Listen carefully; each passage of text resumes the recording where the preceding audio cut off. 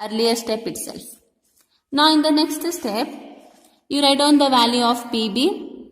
Here PB represent the load which is acting on the column B. See, in the question, the load which is acting on the column B is 700 kilonewton. You substitute the value of PB as 700 minus Q. Here Q represents the net upward pressure intensity and we have got the value 133.34 kilonewton per meter square. You substitute the value of Q as 133.34 into A0 into B0. Here the value of A0 is 0.71 and B0 is 0.71. You simplify this. On simplifying this, you will be getting the value of VU punch as 949.17 kilonewton. After finding the factored punching shear force value, we need to find the nominal shear stress. And the formula to find the nominal shear stress is tau V is equal to VU punch divided by area, surface area.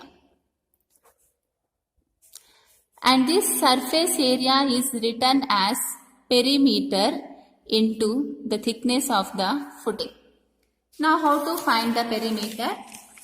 See, this addition of all the four sides of this critical section gives you the perimeter of the section surrounding the column A.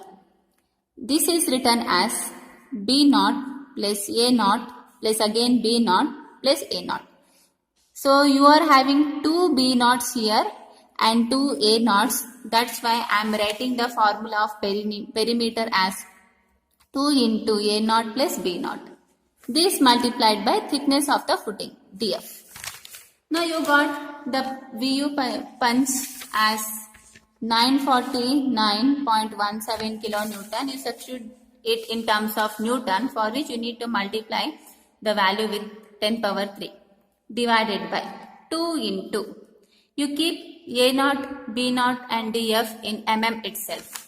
You got the values of A0 and B0 as 710 mm and the value of df was 310 mm. You substitute those values in this equation. Simplify it. You will be getting the value of nominal shear stress tau V as 1.078 Newton per mm square. Once you got the nominal shear stress, we need to compare the value with the permissible shear stress. See, the formula to find the permissible shear stress is K into tau C. And then the formula to find tau C is 0.25 root of FCK. This formula you can directly extract from the code book IS 456-2000. See, from the code book IS 456-2000, from the class 31.6.3, here you have the formula to find the permissible shear stress. In the class 31.6.3.1, from page number 58 and 59, you will be getting the formula to find tau C. We are designing the limit state method. We are following the limit state method of design for all the designs. Hence, the formula to find tau C is 0.25 root under FCK. If you want, I will be writing from which page number you will be getting the formula. You will be getting the formula from page number 58 and 59 and from the class 31.6.3.1. From 58 and 59 page number and from the class 31.6.3.1, you will be getting the formula for permissible shear stress tau C as 0.25 root under FCK.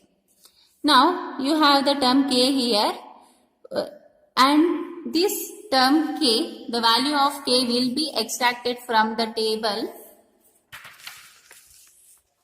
See, from page number 72, from class 40.2.1.1. It is clearly said that if the overall depth of the slab is 300 or more than 300, then the value of K will be 1. Likewise, if the overall depth is 275, then the value will be 1.05. If it is 250, the value what you have considered should be 1.1, likewise, so on. Now, see, to take the value of K, I need to consider the overall depth of the slab. Instead of slab, you consider it as footing. If the overall depth of the footing is 300 or more, then the value of K should be 1.